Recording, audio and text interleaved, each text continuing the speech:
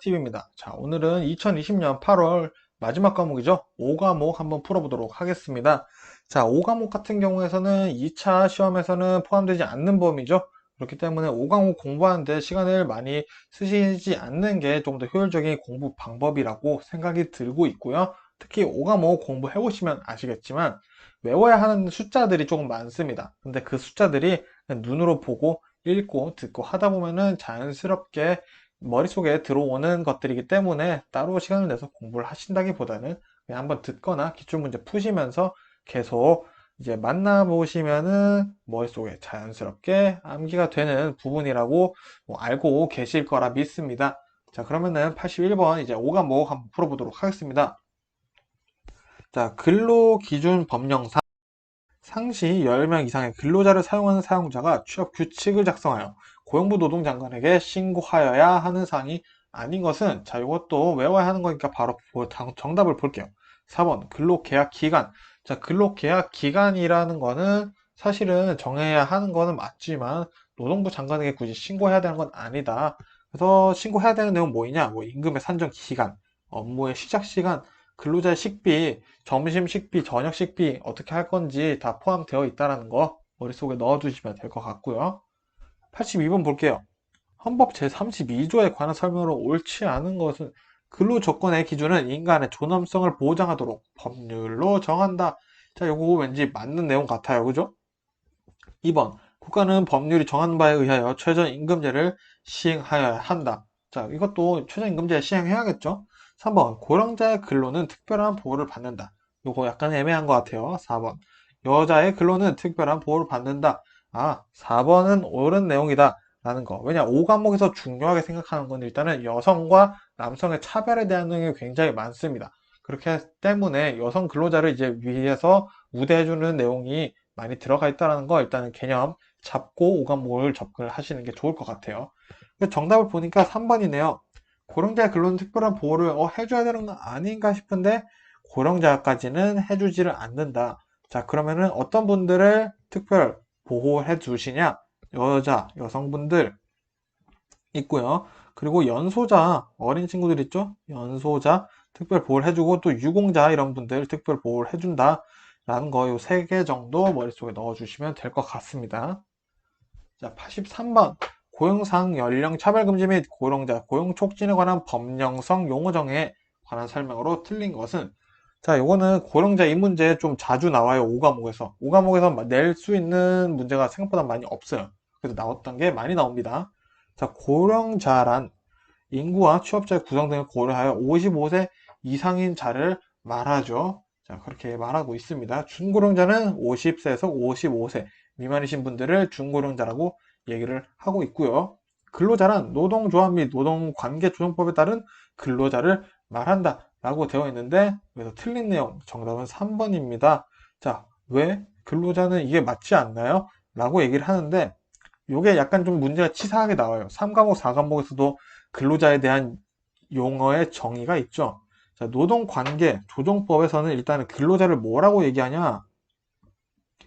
자, 임금, 급료를 목적으로 한다.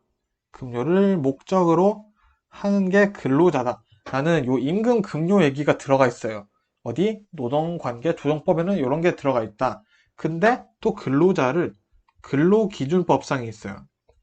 근로기준법상에 근로자는 어떻게 정의가 되어 있냐면 임금만 목적으로 한다고 되어 있어요. 급료 얘기가 없다는 거죠. 목적. 자, 그렇다는 것은 근로자에 대한 정의가 나온다. 자, 노동관계조정법에서 근로자는 임금 급료를 목적으로 하고요. 근로기준법상에서 근로자는 임금을 목적으로 한다라고 정의가 되어 있는 이 차이 머릿속에 넣어주시면은 거의 한 3, 4문제 연결되어 있으니까 이 내용, 이 차이 같이 좀 봐주시면 좋을 것 같습니다.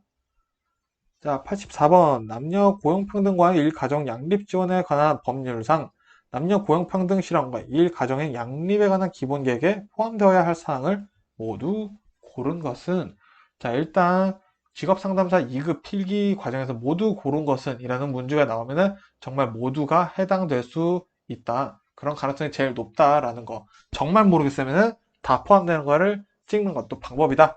라고 일단은 말씀드리고 싶고요. 문제 한번 풀어보도록 하겠습니다. 자, 여성 취업 촉진에 관한 사항, 요 내용도 들어가 있고요. 여성의 직업 경력 개발에 관한 사항도 여기에 포함된다. 그리고 여성 근로자의 모성 보호에 관한 사항, 자, 이런 내용도 중요시하고 있다는 거 읽으면서 보시면 되고요. 직전 기본 계획에 대한 평가, 요거는 살짝 애매할 수 있으니까 외워야겠죠. 이해하기보다는 이거는 외워야 되는 과목이다. 일단 84번의 정답은 4번. 모두 포함된다. 여성 근로자를 위해서 해줄 수 있는 건 다 해줘야 된다. 라고 생각을 머릿속에 담아두시면 좋을 것 같습니다. 자, 85번. 근로기준 법령상 용어 정의에 관한 설명으로 틀린 것은 용어 정의가 많이 나오죠. 한 읽어보시면은 문제 충분히 푸실 수가 있습니다. 자, 틀린 것은 정답 바로 볼게요. 3번. 통상임금이란 이를 산정하여야 할 사유가 발생한 날 이전 3개월. 자, 3개월 통상임금 나오는 순간 바로 땡입니다. 자, 통상임금은 정기적, 주기적으로 정한 금액을 주는 것을 통상임금이라고 얘기를 해요. 그 통상임금의 개념을 잡으시려면은 주급, 뭐 시급, 1급, 월급 이런 것들이 통상임금이다. 기간, 정해진, 주기적 이런 것들로 해서 돈을 주는 게 통상임금이죠. 이 이야기는 이제 평균임금입니다. 3개월 동안 근로자에게 지급된 임금의 총액을 그 기간에 총 일수로 나눈 금액을 말한다. 요거는 바로 평균임금에 대한 이야기다. 자, 5과목에서는 평균임금과 통상임금의 개념 차이를 잘 알고 있는지 물어보는 문제가 종종 나오니까 이 개념 꼭 잡아주시면 좋을 것 같습니다. 자, 86번 보겠습니다. 근로자 직업 능력 개발 법령상 직업 능력 개발 훈련이 중요시 되어야 할 대상으로 명시되지 않은 것은 자, 4번 한번 볼게요. 제조업의 생산직에 종사하는 근로자. 자, 제조업의 생산직에 종사하는 근로자라. 자, 제조업에 계신 분들은 안타깝게도 직업 능력 개발 훈련에서 중요시 되지는 않는다라고 얘기를 하고 있습니다. 이유는 잘 모르겠고요. 제조업의 이제 생산직에 계신 분들, 플러스 유공자분들, 그리고 보훈 대상자분들은 직업 능력 훈련 개발에 중요시 되지 않는다라고 되는데 이유는 좀 모르겠어요. 굳이 그럴 필요가 있는지. 뭐, 무튼 이거는 제 그냥 개인적인 궁금증이고요. 이 문제 같은 경우에서는 이런 스타일의 문제에서는 사실 늘 정답이 제조업으로 해당되는 경우가 많습니다. 그래서 잘 모를 때는 일단 제조업으로 찍는 것도 하나의 방법이다 라고 저는 생각을 하고 있어요. 자, 87번. 근로자 직업 능력 개발 법령상 답은 어떤 훈련 방법에 관한 설명인가? 자, 훈련 방법, 훈련 목적 두 가지가 있기 때문에 이 단어 정확히 잘 보셔야 됩니다. 이 문제는 훈련 방법에 대해서 물어보고 있는 거예요. 자, 직업 능력 개발 훈련을 실시하기 위해서 설치한 훈련 전용 시설이나 그 밖에 훈련을 실시하기에 적합한 시설에서 실시하는 방법이 어떤 훈련 방법이냐라고 되어 있죠. 자, 요거는 어떤 위치, 현장 이런 느낌이 들죠. 그래서 정답을 보시면은 바로 정답 보시면은 2번 집체 훈련이다. 자, 여기서는 내가 어떤 훈련을 하기 위한 목적으로 세워진 건물로 가는 거죠. 그래서 약간 현장으로 가는 느낌이 들 수는 있어요. 사실 그것도 사실이긴 합니다. 근데 현장 훈련, 여기서 헷갈릴 수 있는 현장 훈련이라는 것 자체는 정말 그 실무에 가서 내가 훈련을 한다라는 거고요. 그 실무와 비슷한 조건으로 만들어 놓은 건물이나 훈련장 가서 훈련을 하는 것은 이제 집체 훈련이다 라고 표현이 돼 있는 거 머릿속에 넣어주시면 되고요. 그래도 혼합훈련 같은 경우는 이 1번, 2번, 3번 같은 경우를 이제 짬뽕해서 두 가지 이상 사용을 했을 때 그냥 혼합훈련이다 라고 얘기를 하는 것까지 머릿속에 넣어주시면 될 것 같습니다. 자, 88번 고용보험법령상 괄호에 들어갈 숫자로 옳은 것은 자, 배우자의 질병으로 육아휴직 급여를 신청할 수 없었던 사람은 그 사유가 끝난 후 또 머릿속에 바로 넣어줘야 되는 숫자예요. 정답은 30일, 한 달 이내에 신청하여야 한다라는 거 머릿속에 넣어주시면 되고요. 근로기준법상 임금에 대한 설명으로 틀린 것은 자, 틀린 것이니까 정답 먼저 보도록 하겠습니다. 정답은 2번. 사용자의 귀책 사유로 휴업하는 경우 사용자 그러니까 사업장, 사장, 회사에서 잘못한 거죠. 휴업하는 경우 휴업기간 동안 근로자에게 통상임금 100분의 60 이상의 수당을 지급하여야 한다. 60이 아니라 70.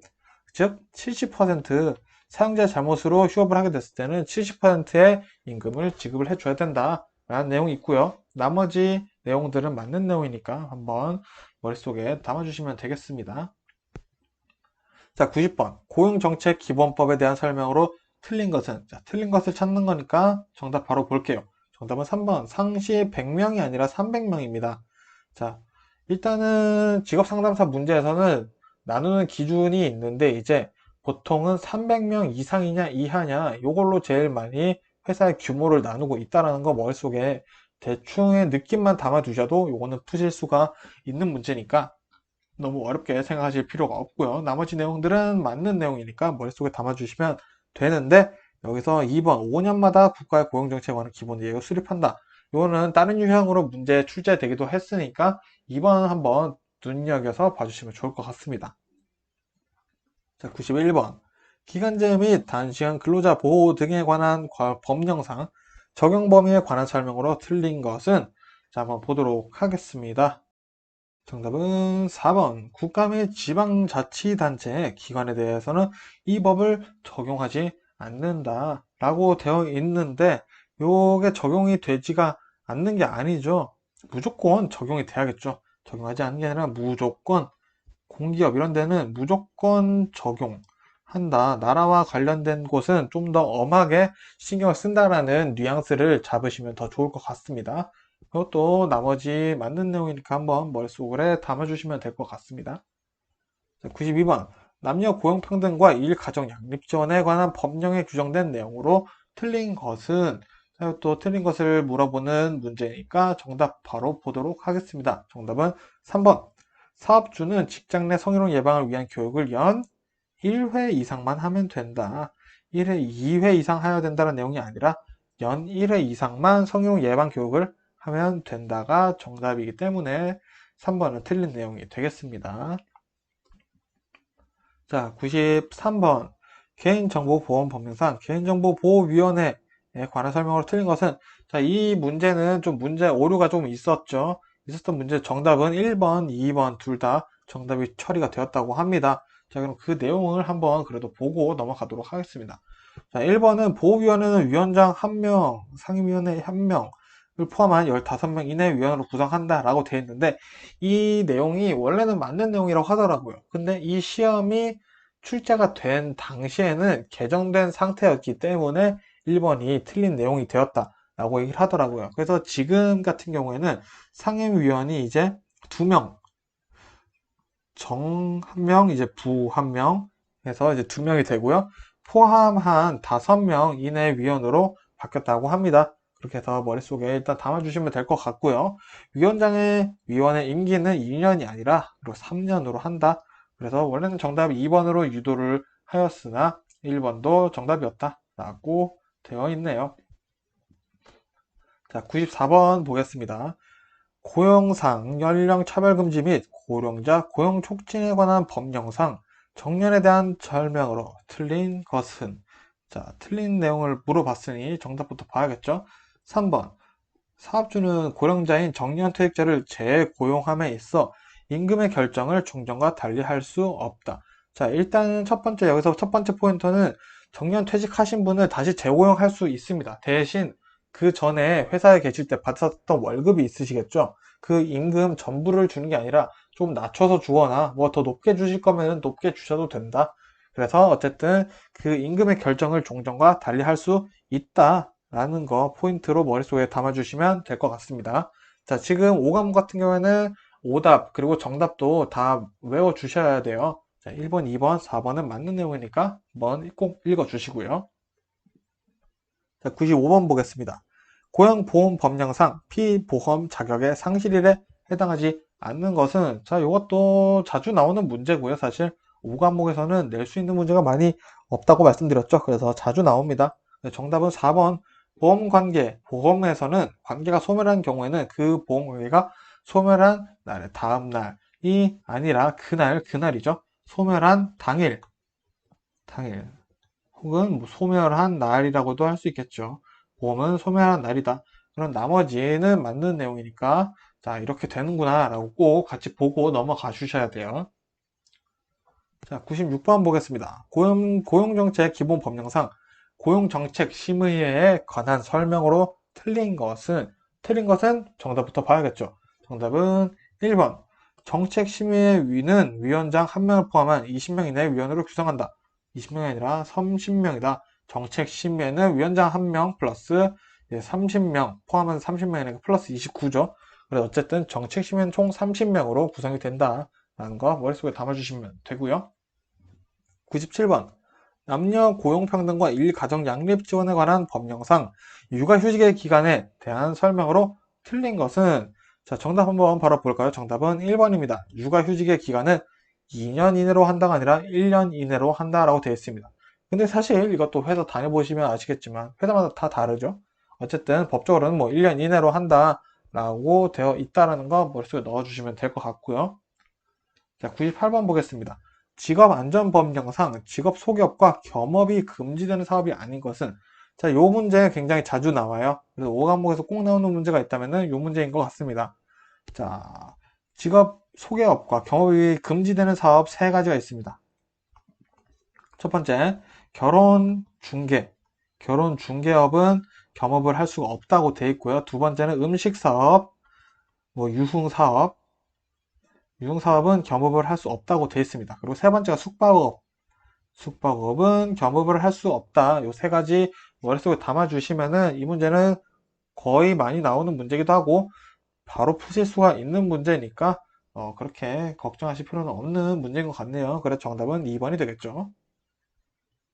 자, 99번 보겠습니다. 고용보험법령상 용어 정의에 관한 설명으로 틀린 것은 자, 용어 정리에서 나오는 내용이 지금 99번에 나옵니다. 집중해서 보시면 좋을 것 같아요. 1번 실업의 인정이란 직업 안정기관의 장이 수급 자격자가 실업한 상태에서 적극적으로 직업을 구하기 위해서 노력하고 있다고 인정하는 것을 말한다 라고 되어 있는데 요거는 맞는 내용입니다. 아 실업의 인정이 이런 내용이구나 라고 머릿속에 꼭 담아주시면 좋고요. 2번 3개월 동안 고용된 자는 일용 근로자에 해당한다. 자, 말 그대로 일용 근로자인데 3개월 동안 고용됐으면은 일단은 어느 정도 고용이 됐다라고 본다라는 거죠. 그래서 일용 근로자라고 할 수는 없고요. 그래서 일용 근로자가 되려면은 1개월이라는 기간이 있다. 1개월 동안 고용된 자는 일용 근로자라고 불릴 수 있다라는 요 차이가 있다고 보시면 돼서 정답은 일단 2번이고요. 많은 내용 요거는 같이 살펴볼게요. 이직, 피보험자와 사업주 사이의 고용관계가 끝나게 되는 것을 말한다. 자, 이직 확인서 우리 떼달라고 얘기를 할 때가 있죠. 그래서 이직 확인서 굉장히 중요하다. 고용관계가 끝나는 기준점이 된다라는 거고요. 실업, 근로의 의사와 능력이 있음에도 불구하고 취업하지 못한 상태에 있는 것을 실업이라고 얘기를 한다라는 요 개념들 꼭 머릿속에 같이 봐주시면 좋을 것 같아요. 자, 100번입니다. 직업안정법에 관한 설명으로 틀린 것은 자, 1번부터 보겠습니다. 누구든지 어떠한 명목으로든 후임자로부터 그 모집과 관련하여 금품을 받거나 그 밖에 이익을 취하여서는 아니 된다 라고 돼 있으니까 뭔가 정말 그러면 안 될 것 같은 느낌이 드는데 여기를 잘 봐야 돼요. 구인자한테 요구를 한 거죠. 그러니까 구인자로 하면은 이제 회사 입장이 되겠죠. 사람을 구하는 사람이니까요. 그렇기 때문에 어느 정도의 돈을 요구를 할 수 있다라는 거죠. 구인자에게는 요구를 할 수 있지만 구직자에게는 돈 받고 회사 소개시켜 드립니다 이렇게 해서는 절대 안 되는 거죠. 그래서 이거는 구직자를 일부러 살짝 은근슬쩍 넘어가려고 했었던 그런 문제들이 나온다라는 것에 포인트를 두시면 될 것 같습니다. 그래서 정답은 1번이 되고요. 그리고 2번, 3번은 좀 같이 볼게요. 누구든지 국에 취업할 근로자를 모집한 경우에는 노동부 장관에게 신고해야 한다. 이 문제 좀 핵심 포인트로 자주 나옵니다. 다른 문제에서는 이게 정답으로 나오는 경우가 있기 때문에 누구에게 신고를 해야 되는지 국에 취업할 거면은 어떤 경우든 고용노동부 장관에게 신고를 해야 된다는 거 머릿속에 담아 주시고요. 3번 또 고용부 노동부 장관의 허가를 받지 않고서는 근로자 공급 사업을 하지 못한다는 것도 머릿속에 꼭 담아 주시면 좋을 것 같습니다. 자, 이렇게 해서 직업상담사 2급 2020년 8월 5과목 다 마무리를 하였고요. 자, 5과목 같은 경우에는 사실 그냥 조금 암기를 해야 되는 부분들이 많죠.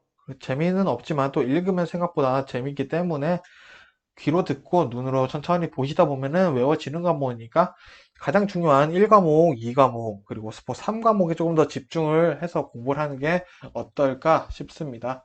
자, 오늘은 여기까지 하도록 하겠고요. 고생하셨습니다.